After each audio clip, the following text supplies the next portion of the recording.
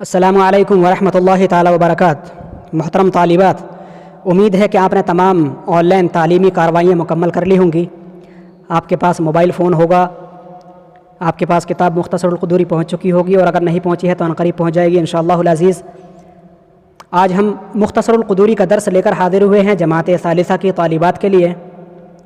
محترم طالبات، مختصر القدوری فقہ حنفی کی نہایت ہی معتبر اور مشہور ترین کتاب ہے۔ فقہ حنفی کی متون معتبرہ میں اس کا اولین شمار کیا جاتا ہے۔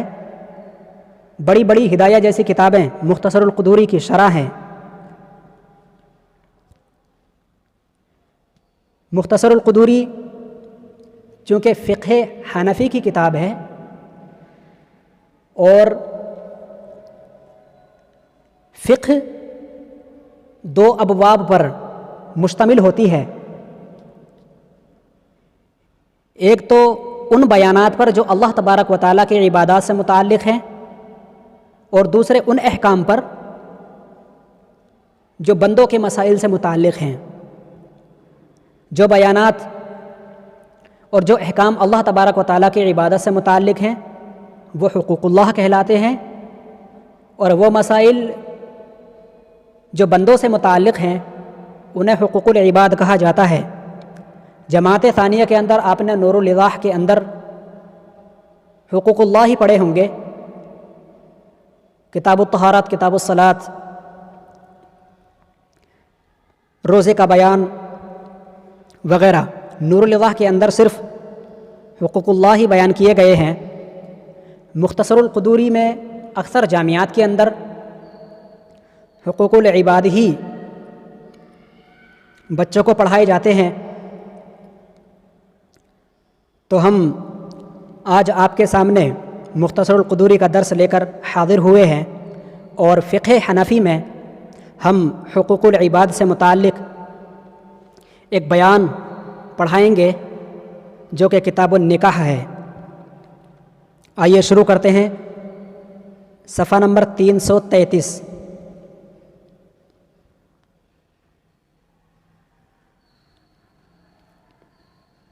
صفحہ نمبر 333، کتاب النکاح۔ نکاح کی نسل انسانی کے لیے بہت ہی اہمیت ہے۔ دراصل نکاح ارتقاء نسل انسانی کے لیے ایک وسیلہ ہے۔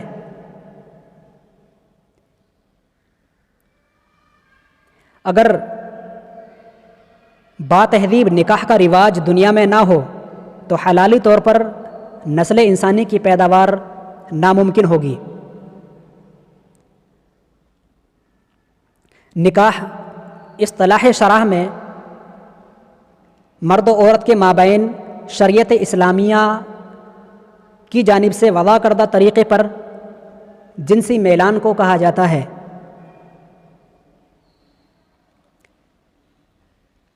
یاد رہے طالبات کہ کتاب النکاح کی فقہ اسلامی میں بڑی اہمیت ہے، اور اسی وجہ سے اکثر دینی جامعات میں قدوری کے اندر کتاب النکاح ہی اکثر طور پر پڑھایا جاتا ہے۔ تو ہم بھی آپ کے لیے کتاب النکاح کا درس لے کر حاضر ہوئے ہیں۔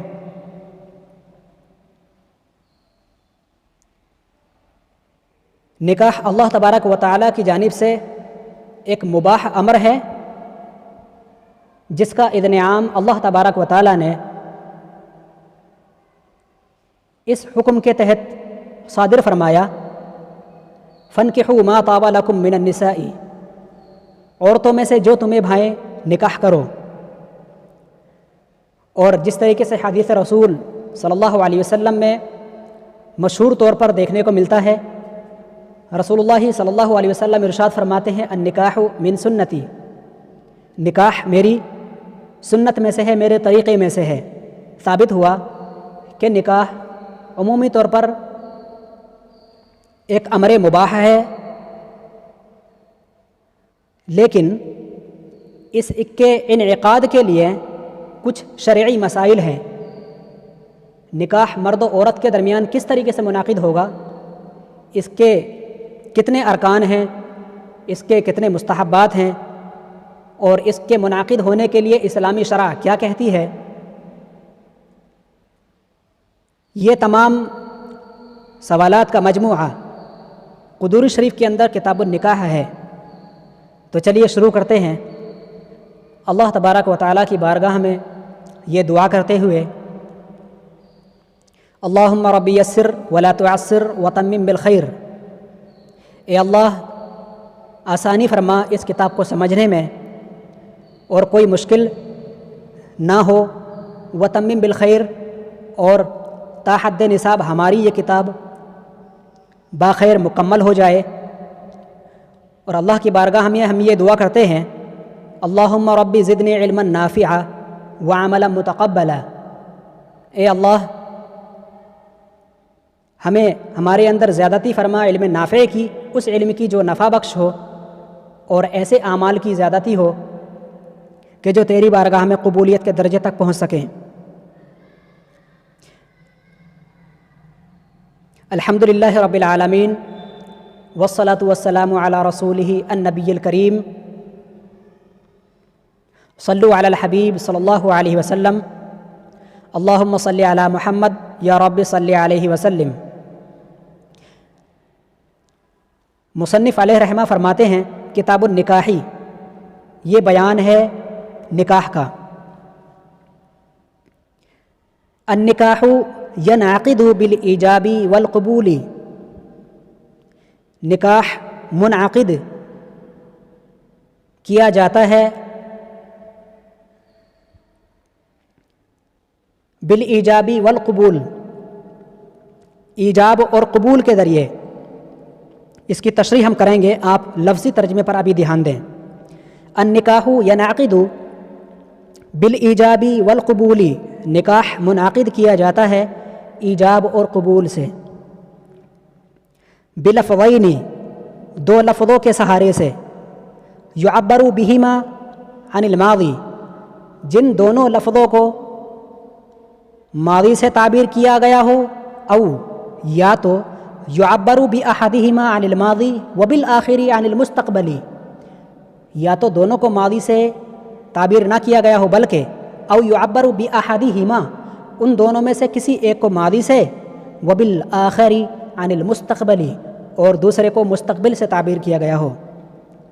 مثل ان یقول، مثال کے طور پر جیسے کہ کوئی شخص کہے زوجنی، مجھ سے شادی کرو، فیقول، تو اس کے جواب میں جو دوسرا شخص کہے زوجتک، کہ ہاں میں نے تجھ سے شادی کی یا نکاح کیا، تو آپ یہاں پر دیکھیں گے زوجتک ماضی سے ماضی کا تبادلہ ہوا، حالانکہ زوجنی کے جواب میں ماضی سے ماضی کے علاوہ اگر مستقبل سے تبادلہ کیا جاتا، مستقبل کلمہ کے ذریعے، مستقبل فعل کے ذریعے، تو بھی کوئی حرج نہیں۔ یہ بتانا چاہتے ہیں مصنف۔ اس پیراگراف کی تشریح یہ ہے کہ النکاح ینعقد، نکاح منعقد ہوتا ہے۔ جس طریقے سے عبادتیں ہیں، جیسے نماز منعقد ہونے کے لیے کچھ شرطیں ہیں اس کی، اگر وہ شرطیں، وہ ارکان موجود نہ ہوں تو اس کا قیام، اس کا انعقاد نہیں ہو سکے گا۔ ایسے ہی نکاح منعقد ہونے کے لیے نکاح کے دو رکن ہیں، جب تک یہ دو رکن موجود نہیں ہوں گے نکاح کی کارروائی آگے بڑھ ہی نہیں سکتی۔ تو نکاح کے جو دو ارکان ہیں وہ ایجاب اور قبول ہیں۔ اچھا، یہ ایجاب اور قبول کیا چیز ہے؟ ایجاب کہتے ہیں معاملات کرتے وقت، لین دین کرتے وقت، عہد و پیمان کرتے وقت، عقد کرتے وقت، دو شخصوں میں سے، دو افراد میں سے ایک فرد جو بات اپنی پہلے کہے گا اس کو ایجاب کہا جائے گا، اور قبول کے طور پر، ایکسیپٹ کے طور پر، منظوری کے طور پر جو دوسرا شخص اس کے جواب میں کہے گا وہ قبول کو کہلائے گا۔ مثال کے طور پر ہندا اور زید دونوں آپس میں بات کر رہے ہیں۔ ہندا کہتی ہے زوجنی، زید مجھ سے شادی کرو۔ زید کہتا ہے زوجتک، میں نے تم سے شادی کی، تو ہندا نے جو لفظ پہلا کہا تھا زوجنی، یہ ایجاب تھا، اور منظوری کے طور پر جو زید نے کہا زوجتک، میں نے تجھ سے شادی کی، یہ قبول تھا۔ تو جب تک ایجاب اور قبول نہیں پائے جائیں گے عاقدین کے درمیان، تب تک نکاح منعقد نہیں ہوگا۔ ٹھیک ہے، بلفظین بتا رہے ہیں کہ ایجاب اور قبول کرنے کے لیے چونکہ لفظ کی ضرورت پڑتی ہے، الفاظ کی ضرورت پڑتی ہے، کچھ ورڈز چاہیے ہوتے ہیں، تو اگر وہ لفظ نہیں ہوں گے تو انعقاد نہیں ہوگا۔ تو بلفظین جو ایجاب و قبول کیا گیا ہو وہ دو لفظوں کے ذریعے کیا گیا ہو، اور دو لفظ چاہیں یعبر بہما عن الماضی، چاہیں ان دونوں لفظوں کو ماضی سے تعبیر کیا گیا ہو،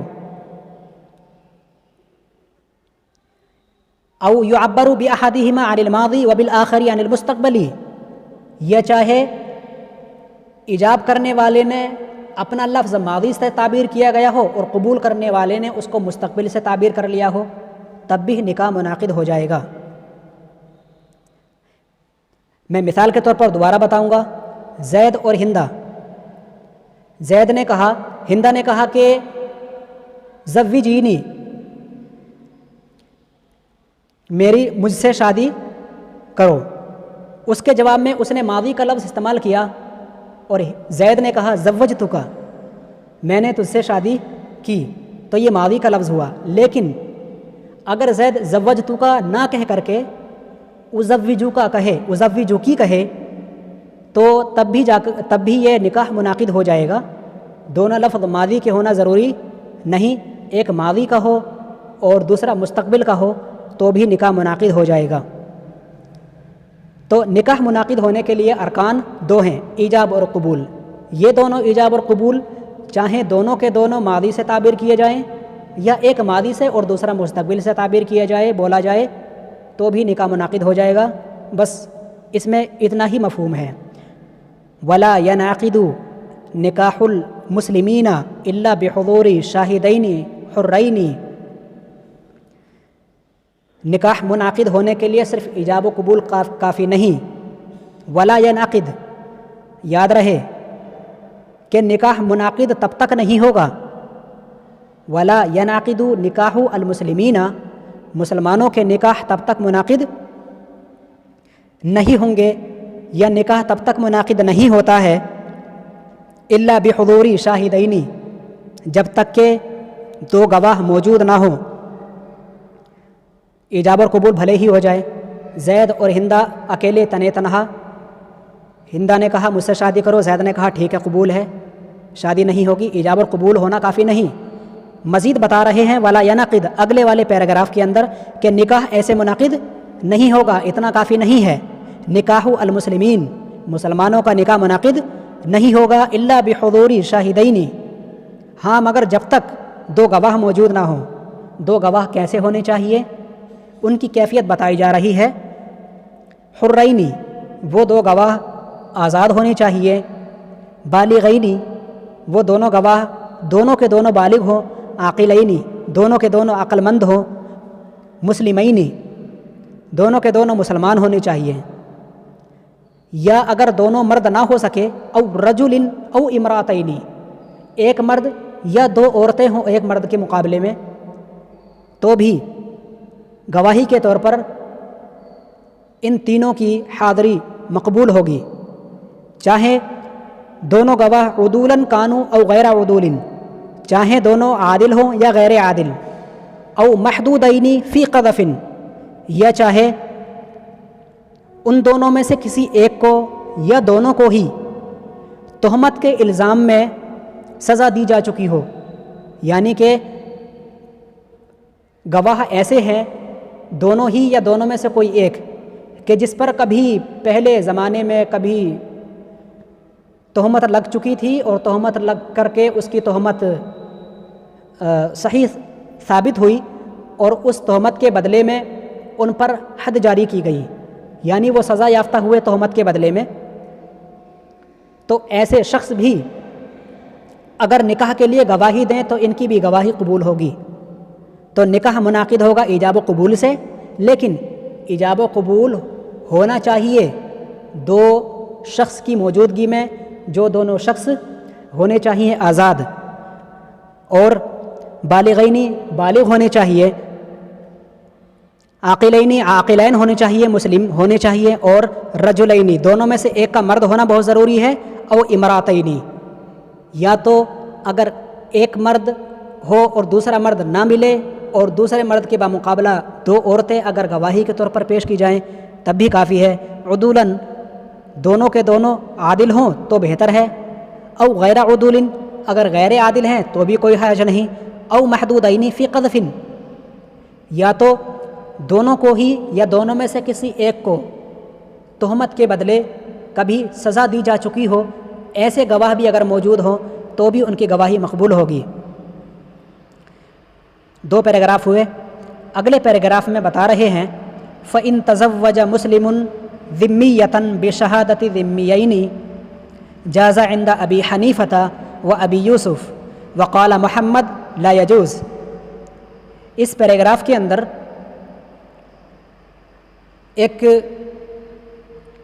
امکانی پہلو بتا رہے ہیں کہ اگر ایسا ہو جائے فَإِن تَزَوَّجَ مُسْلِمٌ ذِمِّيَّةً، یعنی بائی چانس اگر ایسا ہوا کہ ایک مسلمان نے شادی کی ذمیہ لڑکی سے، ذمیہ عورت سے شادی کی، بشہادتی ذمیینی 2 ذمیوں کی موجودگی میں، جازہ عند ابی حنیفہ، تو یہ نکاح یہ شادی امام اعظم ابو حنیفہ کے نزدیک جائز ہو جائے گی، وہ ابی یوسف اور امام ابو یوسف کے نزدیک جائز ہو جائے گی، وقال محمد، لیکن امام محمد کہتے ہیں لا یجوز، یہ نکاح جائز نہیں ہوگا۔ بہرحال یہ ائمہ کا اختلافی مسئلہ ہے۔